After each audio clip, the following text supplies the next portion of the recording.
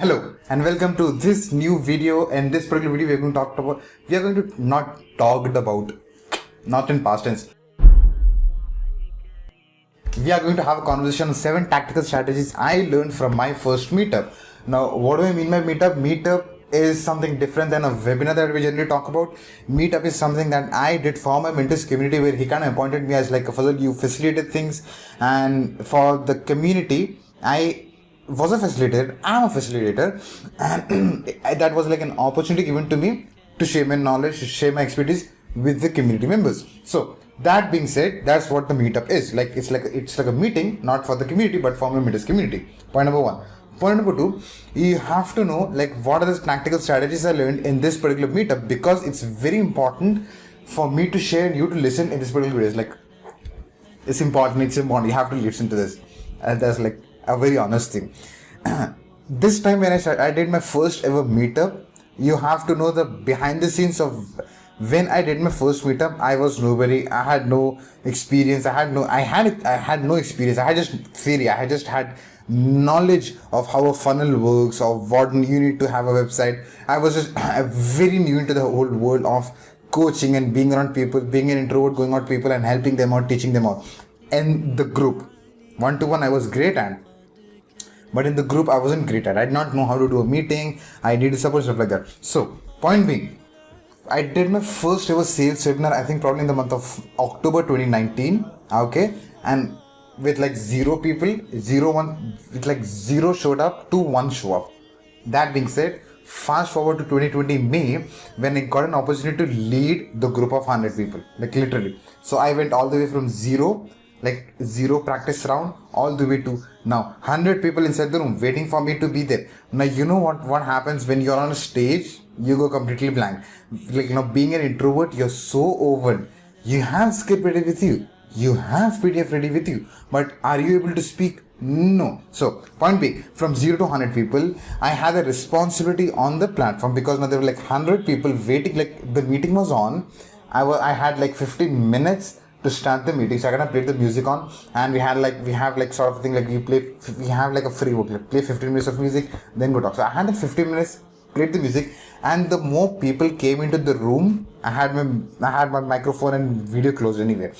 The more people came to the meeting, the more anxious I was getting, the more anxiety I was getting. So I had the responsibility to perform. I had to prove myself again to the mentor, the people, because I was given an opportunity to lead. From being nobody, from scratch, from zero. I had zero experience what I was doing, but now I was having a responsibility to fulfill. I had something to prove. Like, now that you've got a responsibility, now you've got an opportunity, prove yourself. That was the thing. Now, there was certain standards set. I should make sure that I personally should not fail. Now, being a failure all my life. There was this economics teacher way back in 12th grade.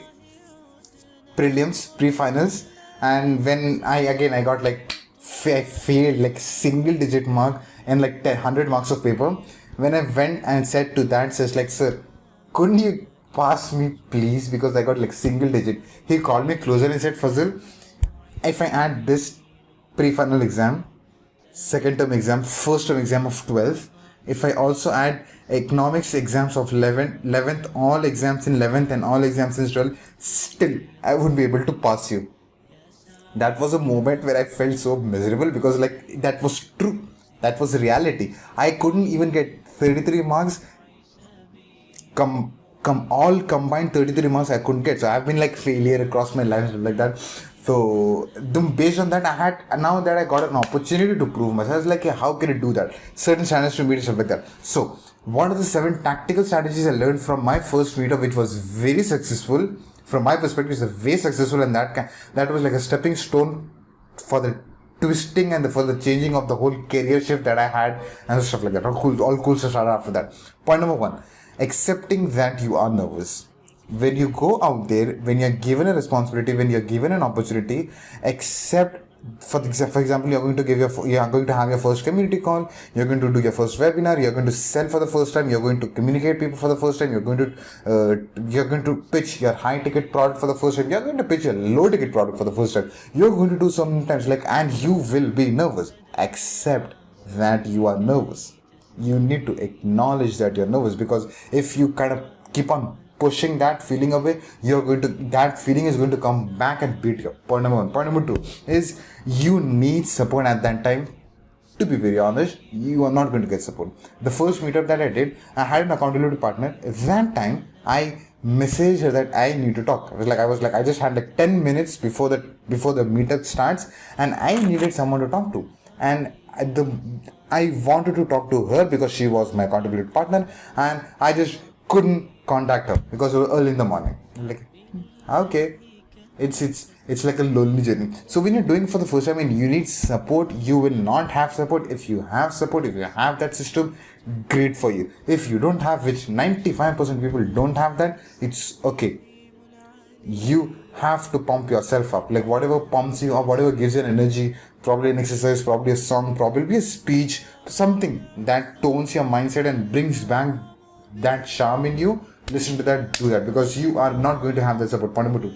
Point number three, the tactical part of it is when I entered the room for the first time, where there were like 100 people inside the room, and I had zero confidence of what I was doing. I knew the subject, I knew the content, I knew how the structure, I had the script, I had the presentation, but I did not have confidence. And confidence is what you need to do a session, because people trust you, and when people trust you, that's why they trust what you're going to say. If they don't trust what you're going to say, if you don't have any trust in whatever you're doing, if you don't have any confidence what you're doing, how will they have confidence what you're doing? Make sense? So point number three was, how do you get blended in? This is one of my favorite strategies, and this strategy was made on the first day itself. How did it happen? When I entered into the room, it took me 2 minutes to get blended and have fun for next 90 to 120 minutes. How did that happen? First thing, when you enter in a room, when you're actually nervous, okay, acknowledge nervous, all good stuff happening, you are not having support, okay, you're kind of supporting yourself. Point number three is ask people where they are from, because they'll be across multiple countries, multiple states, multiple cities, multiple towns, multiple places.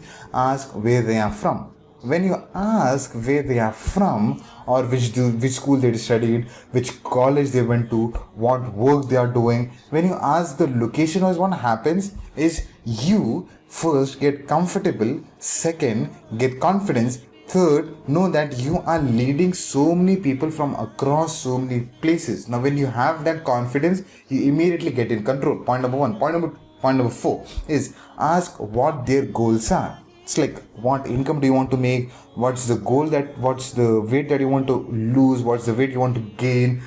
How many amps do you want? How much marks do you want to get in an algebra subject, maths? What do you want to learn? When you ask them their goals, you know exactly what they're expecting. Point number two gets you blended in. Fifth point is take their names. One of the most sweetest things that we want to hear is our own name. It happens with me when I got gifted by my own bottles. Like, was it? It's still with me. It's always with me. Like, I love when I say my own names. That's the nature. That's the behavior that humans have. So when you take someone's name, they get closer to you. When you take someone's name, you get closer to them. So always make sure that you take name, ask goals. Ask them where they are from, what are they working, what is their occupation, are they an employer, if they have a business, what type of business they do, which school they studied in, which college they went to, which state they live in. When you keep on asking this, it makes sense. 6th point, this helps you blending in. This literally helps you blending in. If you haven't tried it out, try it out for the next time that you go for a meetup or a webinar.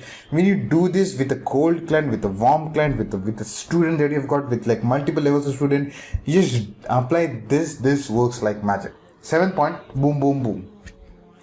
When you are on that boom boom boom wala things, like you are on fire, you are charged up. 7 points. First, accepting your nervous. Second, you need support, won't find support. Third one, if you find support, that's great. Third one, ask where are they from. Fourth one, what are their goals. Fifth one, take their names, it helps you blend again. 7th was boom boom boom. When you do all these steps, I think this has helped me going all the way from 0. If I would have gone from 0, 5, 10, 15, 20, that would have been a different journey for me.